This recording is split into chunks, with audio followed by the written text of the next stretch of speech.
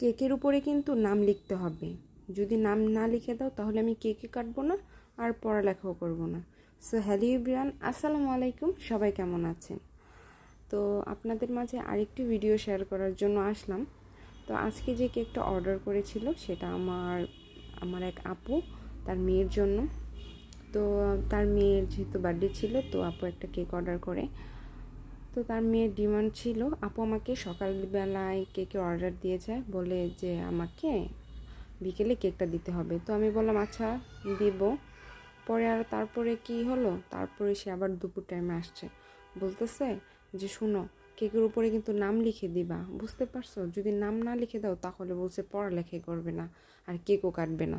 তো আমি বললাম যে আচ্ছা ঠিক আছে আপু, সমস্যা নেই, আমি নাম লিখে দেব। আসলে বাচ্চাদের ডিমান্ডগুলো এত সুন্দর হয়, খুব বেশি ভালো লাগে।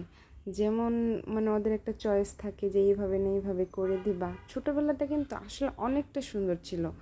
যখন আমাদের বার্থডে ছিল ছোটোবেলার সময়, তখন আমাদের কেক কাটা হতো, তখন ওদের আগ্রহে থাকতাম যে কখন কেক আসবে, কেক কাটবো। তো ফ্রেন্ডদেরকে ইনভাইট করা, তারপরে সবাই মিলে আত্মীয় স্বজন, আশেপাশের মানুষ সবাইকে মিলে একসাথে দুপুরে খাওয়া দাওয়া করা, তারপরে কেক কখন আসবে সবাই একসাথে মিলে কেক কাটবো। আর সবার একটা ডিমান্ড ছিল কি, কেকের গোলাপটা খাবে।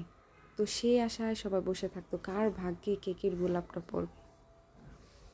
তো আসলে কি খুব মজা লাগে, তাই না? আর এখন তো আলহামদুলিল্লাহ নিজেই যখন কেক বানাই, তখন এই কাজটা করতে ঠিক কী একটা আনন্দ লাগে, যে ভাবতাম যে ছোটোবেলায় যখন দোকান থেকে কেকের অর্ডার করতাম, তখন বলে দিতাম বেশি করে গোলাপ দিবেন। তো এখন খুবই বেশি ভালো লাগে, বাচ্চাদের ডিমান্ডগুলো খুব সুন্দর হয়। তো এই তো, আর বলছিল যে গোলাপ ফুল দিবা, তো এই তো আমি লিখে দিলাম, আর নামটাও কিন্তু লিখে দিলাম, তাই না? তো এই তো আমার কেকের ফাইনাল লুক।